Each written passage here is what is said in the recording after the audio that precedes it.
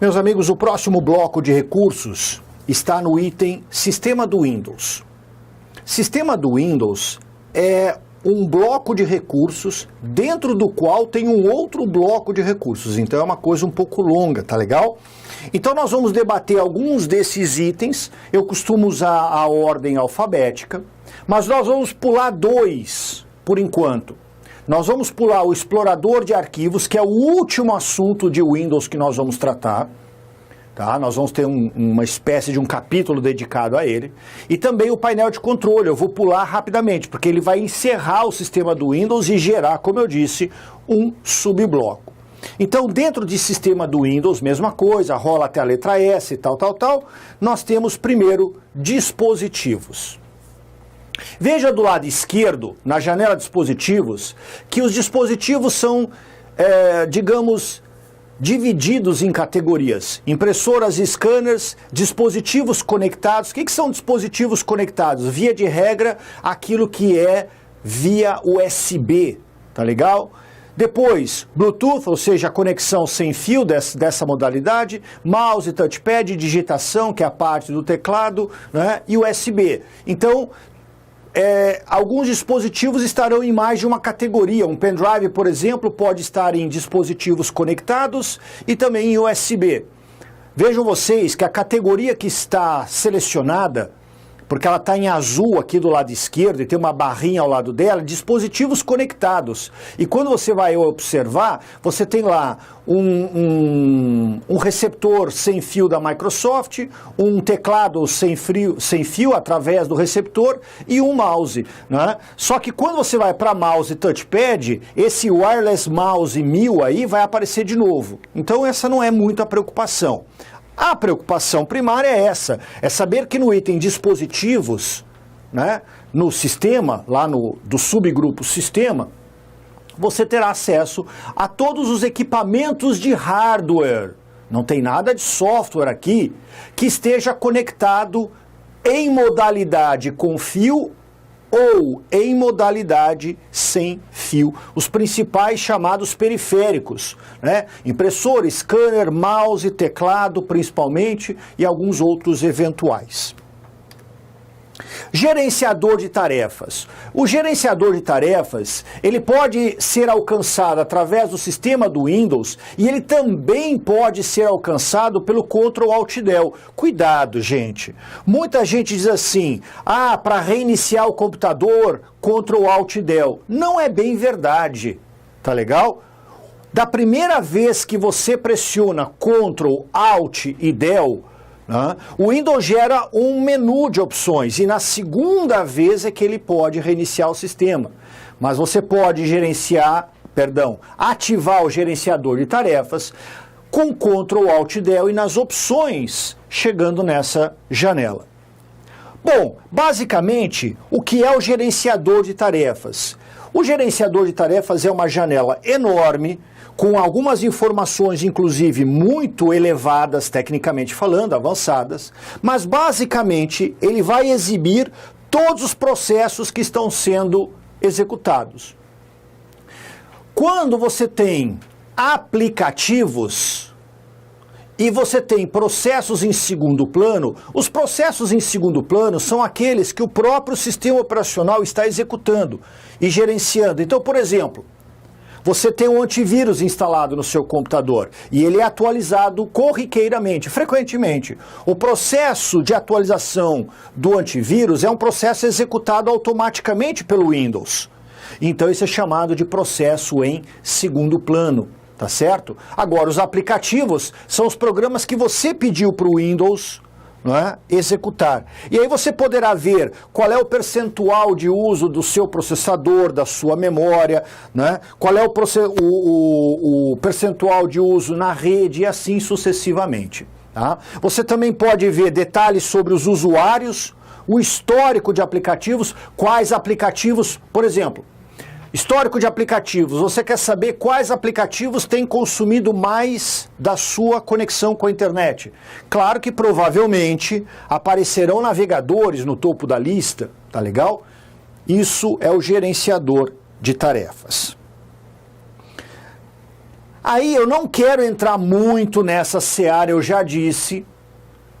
Quando você vai lá em sistema do Windows, existe uma coisa meio aparentemente estranha. Voltemos aqui.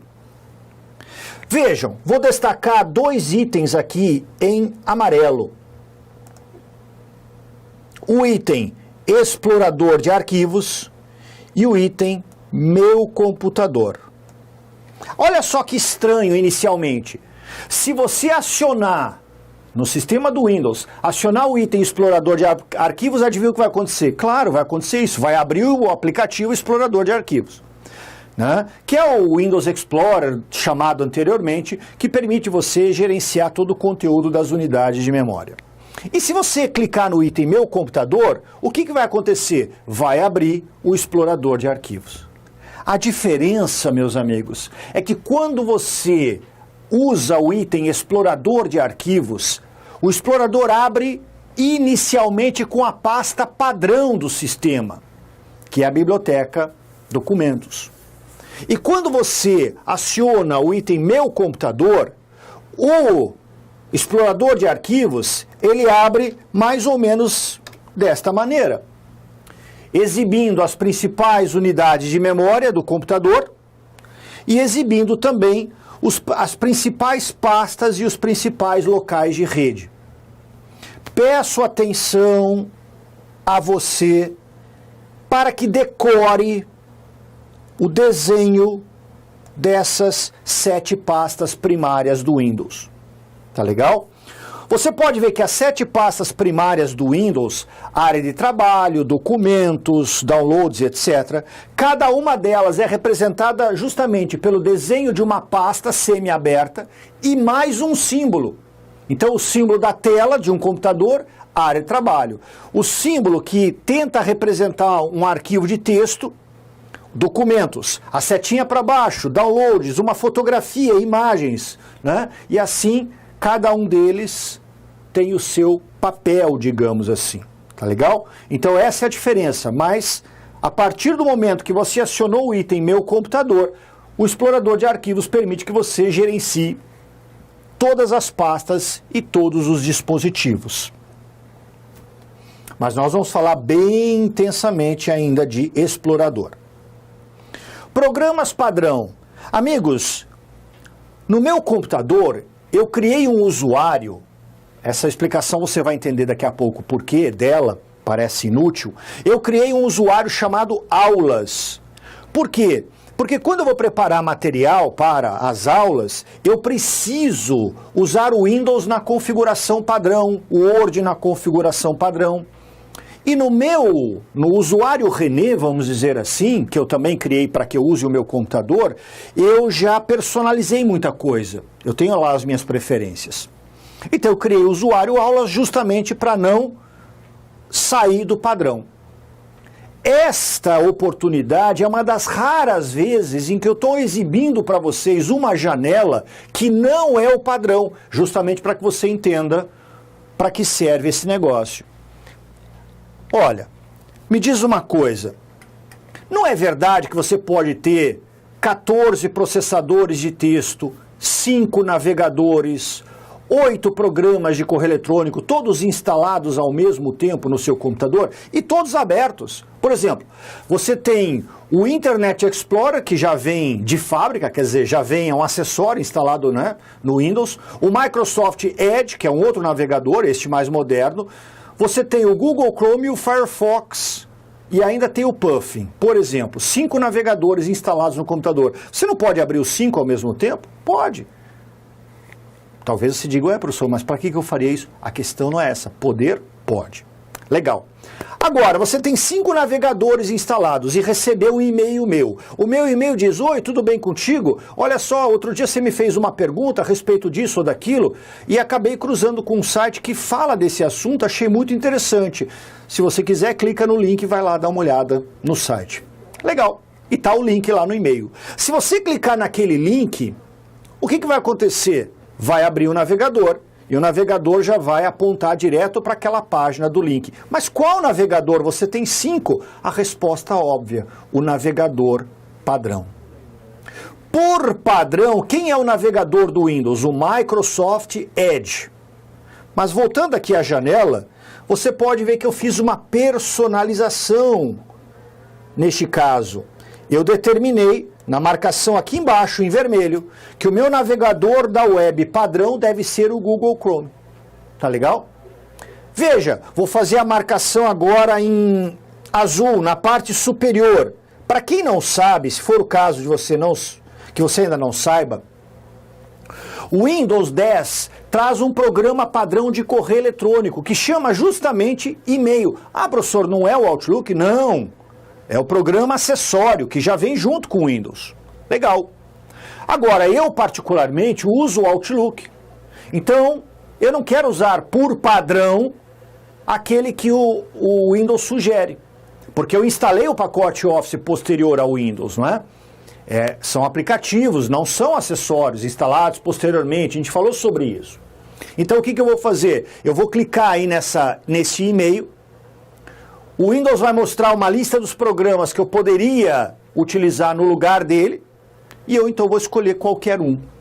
Mas é isso, meus amigos, tá legal? Programas padrão lá no sistema significa que o usuário poderá determinar para cada uma das ocorrências, para cada uma das execuções, qual é o seu programa de correio eletrônico, qual é o seu programa para mapas, qual é o seu player de música padrão, né? Quem é o seu navegador padrão e assim vai. Você então determinará qual programa deve ser utilizado. Deve ser utilizado por padrão, é claro. E o prompt de comando? Eu não tenho ideia por que isso cai em prova, mas cai em prova. Por exemplo, eu já vi uma questão de prova que pediu para que você dissesse... Deixa eu voltar aqui Eu vou fazer a marcação em amarelo.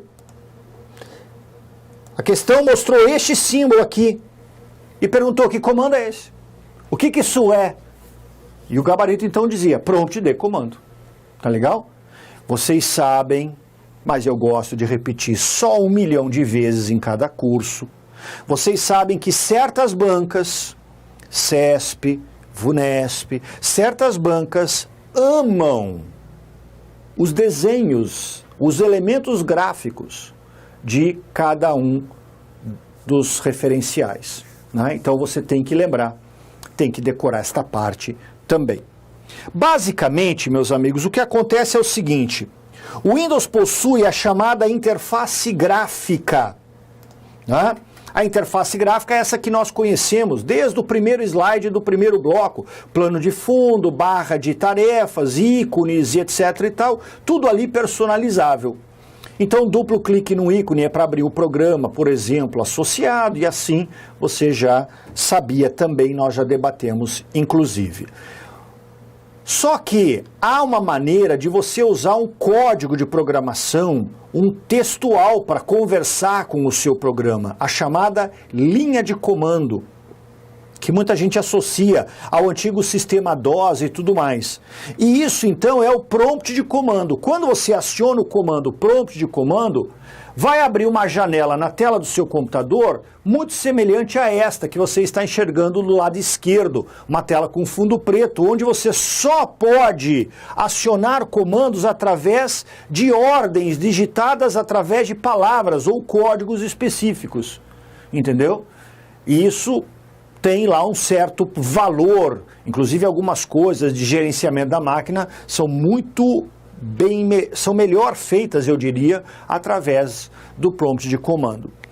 Mas é o que você precisa saber, porque para poder usar, para poder abrir a janela está aí, para poder usar o prompt de comando, nós precisaríamos falar sobre linguagem de programação, para que você entenda a metodologia. Porque você não escreve assim, apagar arquivo tal.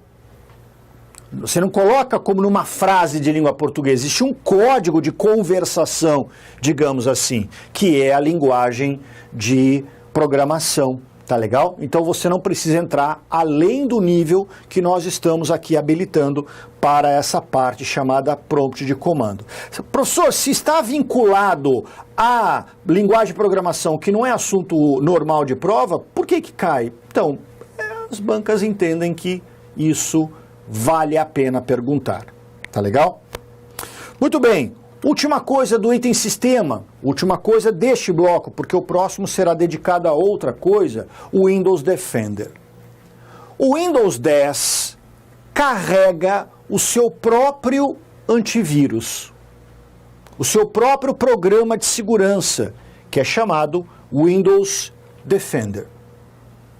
Então, se você acabou de comprar um computador, não tem grana para comprar um antivírus ou um pacote chamado Internet Security, que além do antivírus tem mais uma série de ferramentas para promover a segurança da máquina, e você está pensando em baixar o antivírus gratuito, eu diria, ué, para quê? Se você quer o antivírus gratuito, use o do próprio Windows. Ele é igualmente gratuito, quer dizer, já faz parte da licença do Windows, e gratuito por gratuito ele é tão bom quanto qualquer outro, né?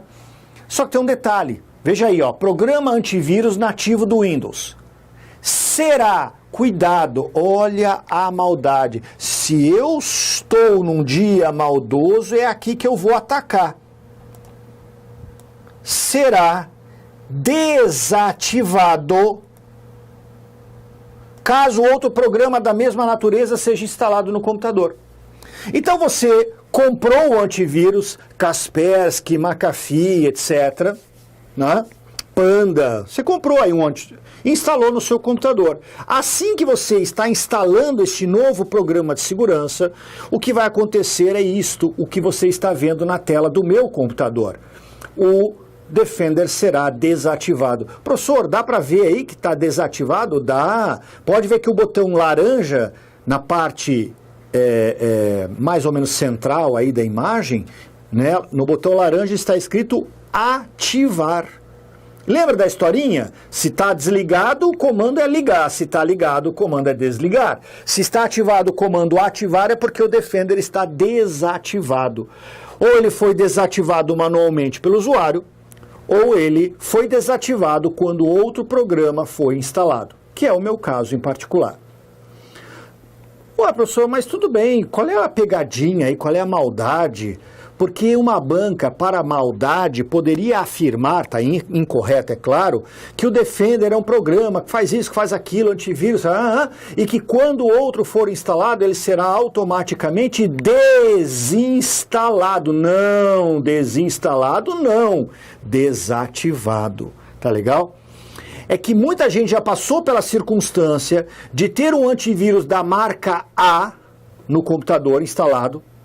Quando foi renovar a assinatura, estava cara e encontrou um antivírus da marca B por um valor menor e decidiu adquirir a licença daquele outro da marca B. Quando instalou, ele disse, olha, já tem aí um antivírus da marca A, para eu poder instalar aqui, eu vou precisar desinstalar o outro. Posso fazer isso? Então muita gente diz, antivírus, quando instala um, tem que desinstalar os outros. Verdade, com uma única exceção. E esta exceção é o Windows Defender, que será então desativado e não desinstalado. Tá legal? É isso. Gostou desse vídeo? Dê um like pra gente. Compartilha com seus amigos e, se possível, deixa um comentário, uma sugestão. E nos próximos vídeos, nas próximas ocasiões, a gente tenta te atender, tá legal? Inscreva-se no nosso canal, ativa lá o sininho e você recebe as notificações. Acesse o nosso site, neafconcursos.com.br, observe lá os cursos que nós temos, inscreva-se, bons trabalhos.